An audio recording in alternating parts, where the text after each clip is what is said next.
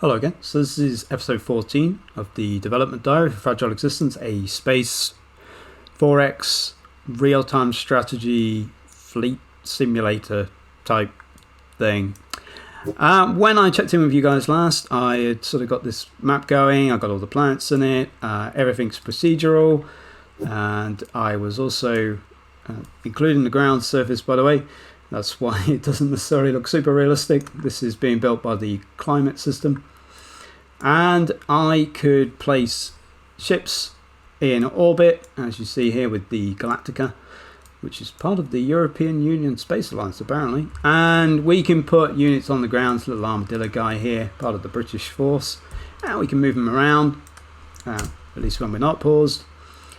And we can also move the ships around. But what we now have is a days and nights cycle represented by this progress bar here, which obviously can be paused. We are set in the year 2461. Seems legit. That'll do. I think Star Trek's set around then as well. Day 35 of that year. We're using the Earth calendar. We're just going to pretend that the fleet is going to carry on doing that. And we have skill points. So this has no icon at the moment, but I don't know why I've used the sort of the usual color for currency, but skill points we have 300 of. Okay, what can skill points be used for? So now we have characters. So this is the Captain Sampson, Hideo Sampson, and we bring up the character profile for this character, and they can gain skills. Skills are listed in this window over here under certain categories: command, engineering, construction, science, medicine, aviation and warfare. And these are just the skills I've added so far. Obviously the idea is there'll be a hell of a lot of them. And they also have a specialization. Now currently it's just listed as a command specialization. If we add in train new officer skill, it stays blue, as you can see. If I unpause, if they learn a skill which is higher than that, higher than the 55 I mean, say 75, and then that total SP goes up, their specialization would change to whichever is the highest of that category. And anyhow, what we also have is modules as part of this ship. Now this is the bridge, so this is the bridge room, I guess, or compartment or module, and we have the engineering room. I realize they do not look very distinct at the moment. That definitely needs to be changed. But each department can have its own senior sort of member or officer, senior officer, let's say that. And you can have specialists assigned to that module, and the color represents what kind of specialist they'll be. So this will be engineering specialists, and this will be naval officer specialist. It also draws a certain amount of power. This one's drawing 3 out of a maximum of 3 and 6 out of a maximum of 6. Now the power module is actually this section over here, which you can turn on and off.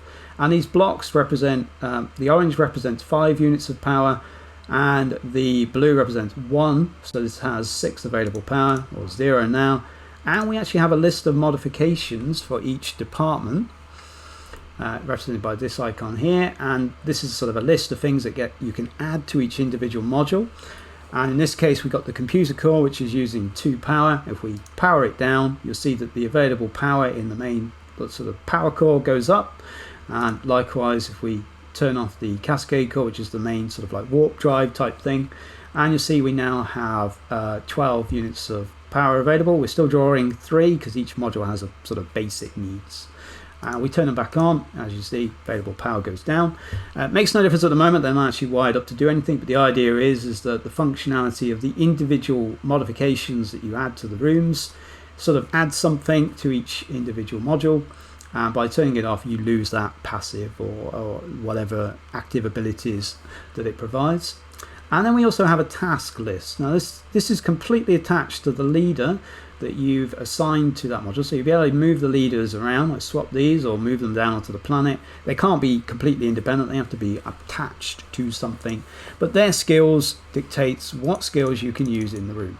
So we're currently now training 4 new officers, and you see the progress bar moves up, and when the progress bar reaches the end, we'll have a new naval officer added to this room. Likewise, if we give this guy the ability to train engineers and then add that to the list, we get the exact same thing. If we close these down, you can see how just at a glance you can see which is currently being worked on in each room, and I'll probably add that somewhere else, perhaps up here or on here, so you can get it at a glance. You can just sort of see what each ship or ground unit is presently working on. So you see here we're spending skill points on each of these characters, and you can do the same for the captain, who will assign certain types of skills will be used across the whole ship rather than just the room.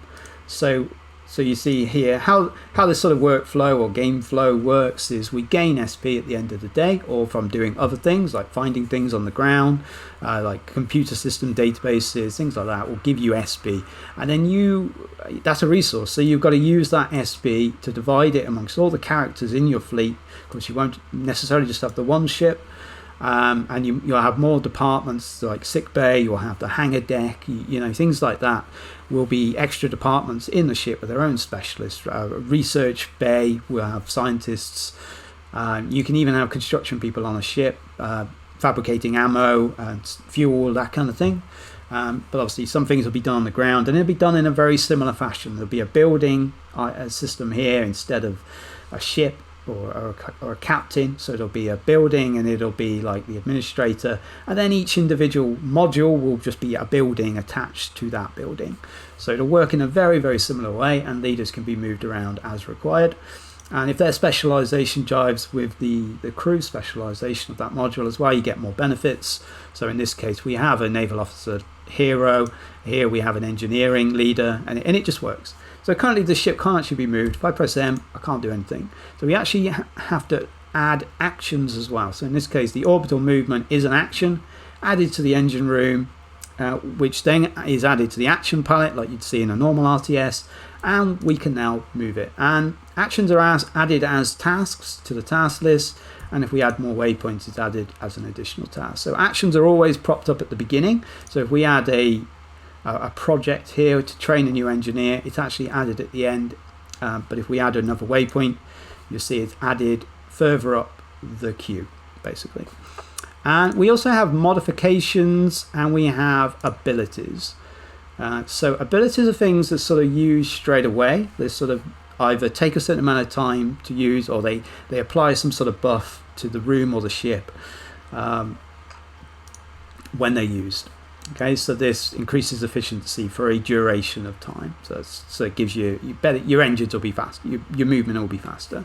A modification actually adds something to this list. So you can add as many modifications to a particular module as you like, and you can turn them on and off as you need to. There's only 15 power, and there's not many ways to add more power to a ship. So you're going to have to keep coming into here and going, right, I don't need this at the moment.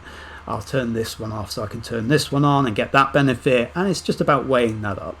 And so you see we're adding crew here, and currently we don't have any tasks for this guy to do.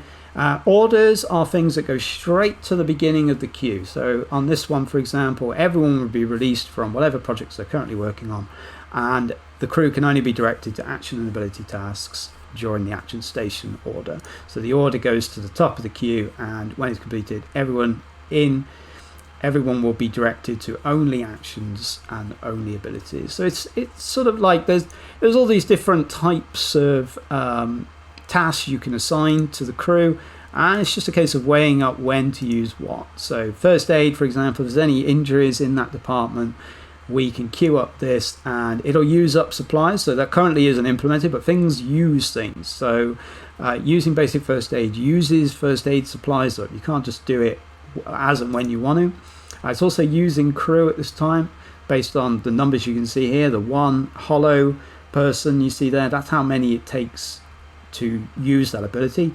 And the coloured in little human, the white outline, that tells you how many people or how many crew you need assigned to that module in order for that ability to be used at all, or even used in that module. And of course the clock symbol tells you how long it takes. And so we can keep training people. You see this is faded currently, this modification. I can't actually add this until I have a total available 6 crew members, and when I do want to use it, it assigns 5 crew members, and that would only leave me with 1 available if my total is 6 to assign to other things. And so it's, in a way, it's almost a little bit like a card game. You kind of weighing up what abilities to use when. And bear in mind, you can pause this game. It's not a rapid, quick fire type game. It's just a case of adding things to the queue as you need it. And because you can add 5, you can sort of leave a ship for a little while. Then you can add blueprints and project tasks and abilities. You can queue them up, and then you can move on to the next ship or the other thing you need to worry about, and you can just come back to it a little bit later. So it's almost like a production queue like you'd see in Civilization, but it's also the action queue, and it's also the research queue, and it's the way you do pretty much everything is based on skills.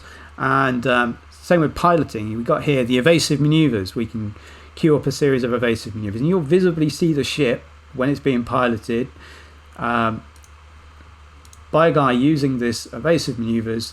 Whilst it's moving, it'll visibly move around. Stern approach literally flips the ship over. Port slide, literally as we're moving along, it flips 90 degrees, and so the turrets will be mounted on the side, will face the way that it's traveling. Rapid climb lets you climb out of the orbital plane, and then sort of lets you come down from above onto an enemy. It's a 3D game. I don't need to be limited by a 2D plane. I can do whatever I want with it. Eventually, they're not actually implemented yet.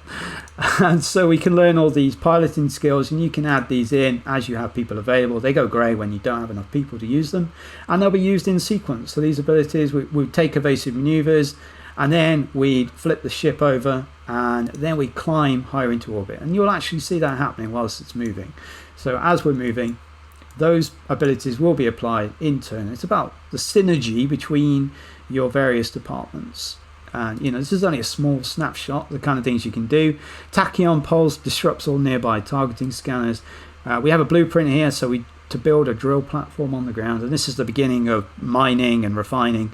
So a ground unit could build the drill platform at a certain position, and then the drill platform gains its own interface like this, and it starts to extract resources based on wherever you put it. And so I'm trying so hard to keep this shorter, but you kind of get the idea, I hope. Every single ship can have its own module. As you see, we got no one added on that one. This one's got a senior staff with a collective 600 odd skill points between them, and all the tasks that are preferred, and tasks are specific to the room. So if I learn these piloting skills on this guy, he can't use them in the engineering room. That's not how it works. The helm is on the bridge, so it only works for this guy. If he's learned these skills, he's got to be in the bridge in order to use them.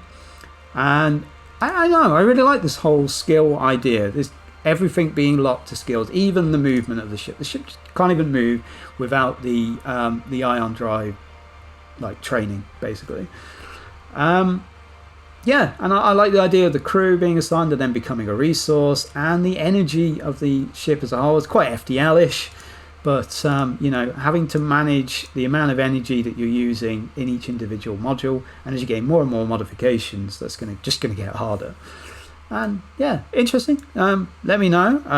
Am I right in thinking it's a good idea, or is this a crazy way of doing an RTS/4X? Anyway, thanks for watching.